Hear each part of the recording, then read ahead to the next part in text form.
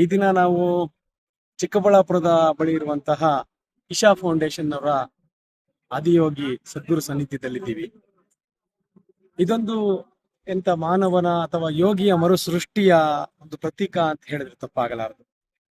ಹೇಗೆ ಅಂತಂದ್ರೆ, ಹಿಂದೆ ಮಾಡಿದಂತಹ ಒಂದು ದೇವಾಲಯಗಳು ಅಥವಾ ದೈವಿಕ ಕ್ಷೇತ್ರಗಳು ಅಥವಾ ಧಾರ್ಮಿಕ ಸ್ವರೂಪಗಳು ಅಥವಾ ಧಾರ್ಮಿಕ ಕುರುಹುಗಳನ್ನ ಕಾಪಾಡಿಕೊಂಡು ಹೋಗೋದೊಂದು ಭಾಗ. ಆದರೆ ಹೊಸದಾಗಿ ಮರುಸೃಷ್ಟಿ ಮಾಡಿ ಈ ಕಾಲಕ್ಕೆ ಆಧುನಿಕತೆಗೆ ತಕ್ಕಂತೆ ಮಾಡ್ಬೇಕಾದ್ರೆ ಅದಕ್ಕೆ ಸಾಮಾನ್ಯರು ಮಾಡ್ಲಿಕ್ಕೆ ಆಗಲ್ಲ.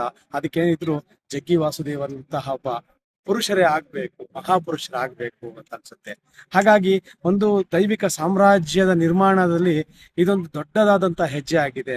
ಸನಾತನ ಧರ್ಮವನ್ನ ಎತ್ತಿ ಹಿಡಿಯಬೇಕಾದ್ರೆ ಈ ರೀತಿಯಾದಂತಹ ಅನೇಕ ಪ್ರಯತ್ನಗಳು ಮತ್ತಷ್ಟು ಆಗ್ಬೇಕಾಗಿದೆ.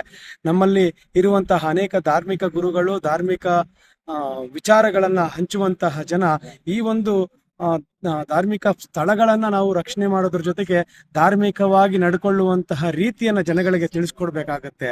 ಹಾಗಾಗಿ ಈ ಒಂದು ಇಶಾ ಫೌಂಡೇಶನ್ ಅಂತ ಏನೀಗ ಮಾಡಿದ್ದಾರೆ, ಈ ರೀತಿಯ ಒಂದು ಹಿಂದೆ ನೋಡಿ, ಒಂದು ಒಳ್ಳೆಯ ಹಿಂದೆ ಒಂದು ಬ್ಯಾಕ್ ಗ್ರೌಂಡ್ ಅಂತ ಕರಿತೀವಿ, ಅದರ ಹಿಂಭಾಗ ಹೇಗಿದೆ ಅಂತಂದ್ರೆ ಒಂದು ಸಾಧಾರಣ ಒಂದು ಕೈಲಾಸ ಪರ್ವತದ ರೀತಿಯಾಗಿ ಅದನ್ನ ಸೃಷ್ಟಿ ಮಾಡಿರೋದಲ್ಲ, ಈ ಸ್ಥಳವನ್ನ ಆಯ್ಕೆ ಮಾಡ್ಕೊಂಡಿರೋದ್ರ ಬಗ್ಗೆ ನಾನು ಹೇಳಿಕ್ ಪ್ರಯತ್ನ ಪಡ್ತಾ ಇದ್ದೀನಿ.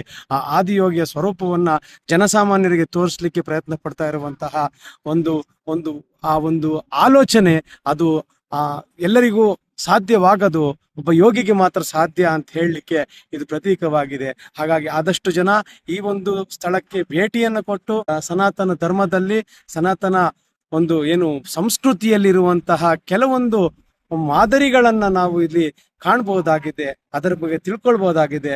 ದಯವಿಟ್ಟು ಎಲ್ಲರಲ್ಲಿ ಇಲ್ಲಿಗೆ ಬಂದು ಈ ಸ್ಥಳವನ್ನು ವಿಸಿಟ್ ಮಾಡಿ ಧಾರ್ಮಿಕ ಮನಸ್ಥಿತಿಯಿಂದ, ಪ್ರಶಾಂತ ಮನಸ್ಥಿತಿಯಿಂದ ಯೋಗದ ಒಂದು ವನವಾಗಿರುವಂತಹ ಈ ಜಾಗವನ್ನ ಎಲ್ಲರೂ ಪ್ರವಾಸ ಮಾಡಿ ಬರಬಹುದಾಗಿದೆ. ನಮಸ್ಕಾರ, ಧನ್ಯವಾದ ಬಂಧುಗಳೇ.